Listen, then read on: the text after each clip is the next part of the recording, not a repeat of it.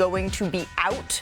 Who do you think is going to have to show up in order to take their team over the top? We saw Luka and what he did against the Timberwolves last year in the Western Conference Finals when he was a member of the Dallas Mavericks. He was dominant in that series, particularly, Malika, in the games in Minneapolis. He just dropped the dagger into those fans there.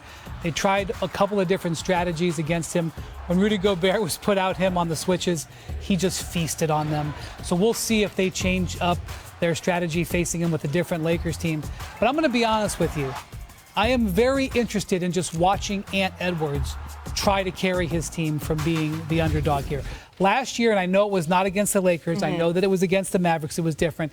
Ant had exhausted himself in that second round series against Denver. When they got to the series against Luka, and it was supposed to be mano a mano, potentially we thought it was going to be the next MVP of the league, he wasn't able to match with him. He wasn't able to go toe-to-toe. That will not be the case this time. They're both going to have the week off.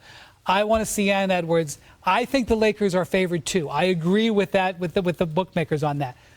I want to see Ant Edwards try to be the best player in this series. You can't guard him the way you did last year. He led the league in threes this year, so he's not a one-trick pony just getting to the basket. He's an offensive guy that can get to it from all three levels. But what I will say about this, he has to be extremely explosive. We're talking about 35 to 40 points a game just for those guys to be in competition here. And he can do it. And he loves playing against the guys he used to watch and play video games. We saw what he did against KD last year. We're going to see how he goes against Bron.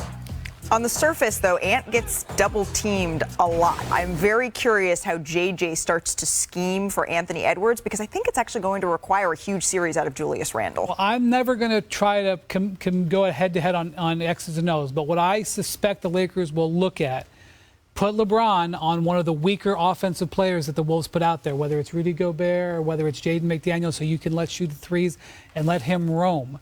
Whether that's to be a double-teamer or whether that's to do what he does so well, which is play help defense, that potentially could be a comfortable option for the Lakers, who are trying to save LeBron's energy. I mean, what can we expect out of LeBron James here? You know him as well, if not better than anyone. It's on. This is it. You got Luka. You got the pieces you want. You didn't have a center. You got the coach you want. You got all the things that you want right now. This is going to be the best version of LeBron James. He came into the second half of the season. He was rolling. Took a couple of days off because he was hurt. But the best version of LeBron James is coming right now. He understands what the expectations are when you bring a guy like Luka Doncic into your team, and he's wearing that Laker jersey. Is it as wild to you as it is to me, Brian Windhorst, that this is the first time as a member of the Los Angeles Lakers that he's secured home court advantage? He's never played a game one at Crypto. Wow. Which is amazing. And obviously the Lakers were one of the best home teams, I think the best home team in the West outside the Thunder. So that's not just a nice factoid, that's a significant factor. But I will say this. Let's not forget about Naz Reid. Let's not forget, because they're going to switch those matchups. The Lakers are going to switch everything. Naz Reid is a guy who can exploit those switches. You can't just switch anybody on the Naz Reid and think that you're going to have a stop. Naz Reid is a guy who can exploit those switches. So if Naz Reid can get it going, give him a little bit of help, and the others just fill in the blanks, you have a chance to make this a 7-game series. This is a prime-time matchup. We're going to get to see it Saturday night on ABC. But before all of that, we got a play-in to get through tonight. In the NBA, it's decision time for several franchises. For the latest, Shams is here with some updates. So let's start with the 76ers. They missed the postseason. Shams, how is this franchise moving forward? Malika, Daryl Morey said on Sunday that him and Nick Nurse will be back as general manager and head coach of this team. But the health of the big three, Joel Embiid, Paul George, Tyrese Maxey, that is the biggest question going into this offseason. There's tension at times between the front office and Joel Embiid as far as playing or getting surgery. He got surgery. Now it's about his health moving forward. Okay, so standing pat in terms of coaching and front office here. Over in New Orleans, though, a different decision was made today, Shams. David Griffin has been fired after being the executive vice president of basketball operations for the last 6 years. Sources tell me today that Joe Dumars, the former 2004 Pistons championship executive, is the leader to become the next head of basketball operations for the Pelicans. He's a Hall of Famer with the Pistons previously, also a Louisiana native. And then the Phoenix Suns, as you reported this morning, Shams, they've dismissed head coach Mike Budenholzer. This marks 7 head coaches in 10 years that Devin Booker has been the franchise cornerstone for Phoenix. The Suns, they had the highest payroll in the league this year, and they fell short of even making the play-in here. And I think the statement that the Suns released, the shortness of it sort of says it all. This is their statement. Quote, competing at the highest level remains our goal, and we failed to meet expectations this season. Our fans deserve better. Change is needed. Usually when you hear a statement from teams, there's a little bit more there, a thank you to the coach, et cetera. So I think this is indicative of how the Suns are feeling right now. Where do the Suns go from here, Shams? From a grand perspective, it's about Devin Booker and where does he stand in all this. And I think that is very important, Malika. And from my understanding is he remains the foundation of everything they're doing in Phoenix. Everything else, though, has been up for discussion with the Suns except for Devin Booker. And we saw they went from 49 wins, the 6th seed, the number 13th ranked defense last season, to this year. They were the 3rd worst defensive team in the NBA. Mike Budenholzer clearly had a disconnect with his entire roster. And for the team with the highest payroll in the NBA, it's clear the ownership there, Matt Ishbia, he's put all his resources, all his money into this group. But now moving forward, they have major decisions to make. This is just the start of what's going to be multiple major changes in Phoenix from a roster perspective. That is going to start with Kevin Durant. I'm told the Suns and Durant, as well as his business partner, Rich Kleiman, will be working together on his next trade home. But a lot of that will determine by the playoffs which team feels like they're a Kevin Durant away from winning a championship. We'll know within the next couple months. One more other thing on the Suns. Their general manager since 2017, James Jones, is under contract until June 30th and no further. He could remain with the organization, but it is not clear that that is going to happen. So there is uncertainty with that as well. And so I know people want to know, where's Durant going to get traded? Everything going to happen? Let Shams work. We're not going to know immediately, but it's going to probably present itself over the next, 4 to 8 weeks. Like that song my mother used to play on the weekends by Aretha Franklin. Ain't no way. Ain't no way this the only change. This is just the beginning. There's going to be a lot more changes. You cannot tell me, regardless of who you trade, that was the right roster. That was not the right roster. They need to put the right pieces around D-Book. They have the talent. And unfortunately, Kevin Durant is their most valuable trade asset at this point when you look at the fact that Bradley Beal has that no trade clause. We're going to be talking about this a lot as the playoffs continue to unfold. As Sean said, which team is just one Kevin? I'm going to give her a statement. If she agrees, it's Cheye. If she disagrees, it is Chiney. So the first statement, Chiney, is the Celtics and the Cavs are destined to meet in the East Finals. Cheye or Chiney? It is going to be a Cheye, yes, because these are 2 of the 3 best teams in basketball. The Celtics set more records for made threes, the most threes ever, 1,457 made threes. They have multitude of winning lineups. Now the Cavs, they have 6 players in double figures. They led the NBA in points per game scoring. These 2 teams can do it on both ends, so I look forward to seeing them in the Eastern Conference Finals. We need to get you a drum roll, I feel like. All right, the next one, the Clippers and NBA Finals contenders, Cheye or Chiney? Okay, this is tough because I'm going to say Chiney for a specific reason. First, let the box score of last night's instant classic, The Thriller, do the talking. Kawhi Leonard, that guy right there, had 33 points, 7, 6, and 3 steals, vintage Kawhi. James Harden doing what people are really pressuring, meaning knocking down dagger threes. But the reason I say Chiney is because the Oklahoma City Thunder, they are the team to beat. This is a team that is #1 in defensive rating, and they have the MVP in SGA. All right, the final one, Luka will lead the Lakers on a Mavs-like postseason run. Cheye or Chiney?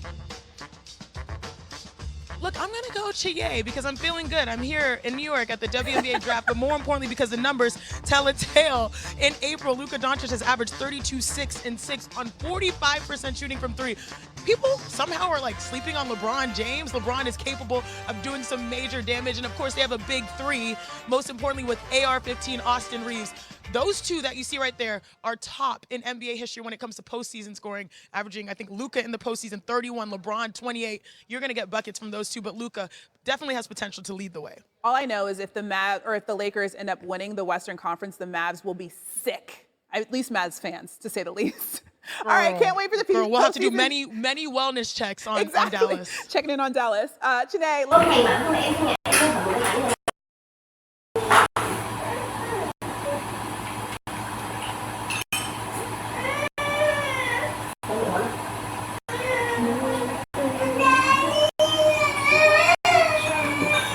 chào mọi người đã quay trở lại với kênh của mình nhé. Ngày hôm nay mình sẽ tiếp tục hướng dẫn các bạn làm vòng và hôm nay của mình sẽ có tiêu đề là mũ xanh. Ngày hôm nay vòng của mình sẽ có tiêu đề là mũ đỏ. Bây giờ mình bắt đầu làm nha.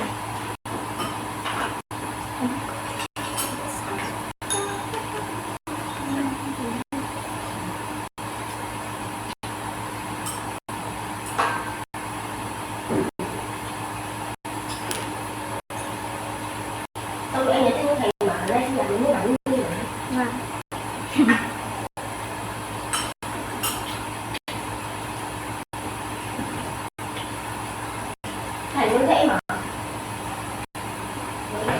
về nó qua nó kêu lấy tiền. Nó kêu qua. Bây giờ đến màu trắng sang. Thành lúc nào nó có tiền nó sang lắm.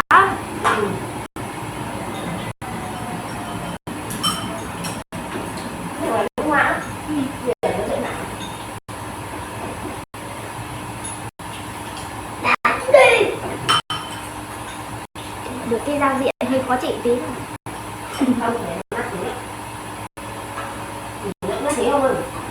Thì lại nhìn thôi mà lại giao diện thôi.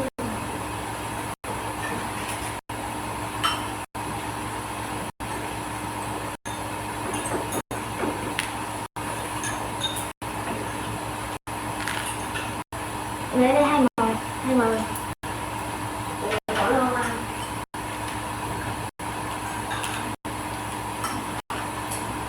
Mấy ở nhà đi rửa xe cũng chưa rửa được.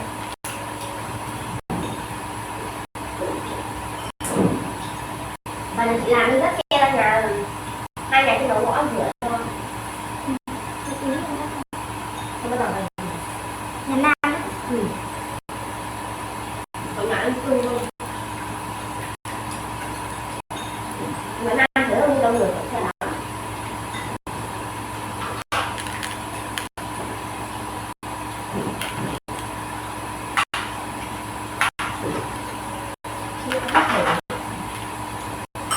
Thành không ở đây để em tất báo đi gì đi luôn.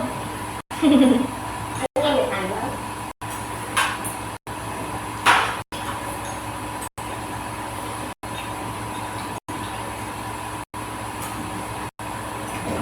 Hôm qua chị dọn hết tượng như là muốn tải tượng cho anh Kinh tự nghĩa rồi. Thế để cho mẹ em lục xem ở nhà còn mấy cái con móc khóa em ra đây để treo. Còn mấy con nhà thì chị vẫn để. Trang trí.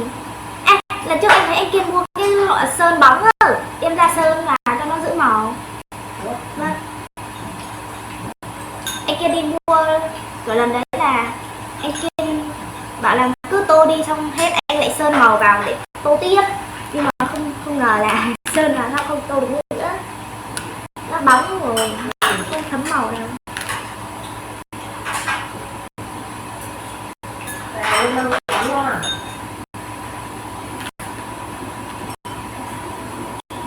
Rồi nó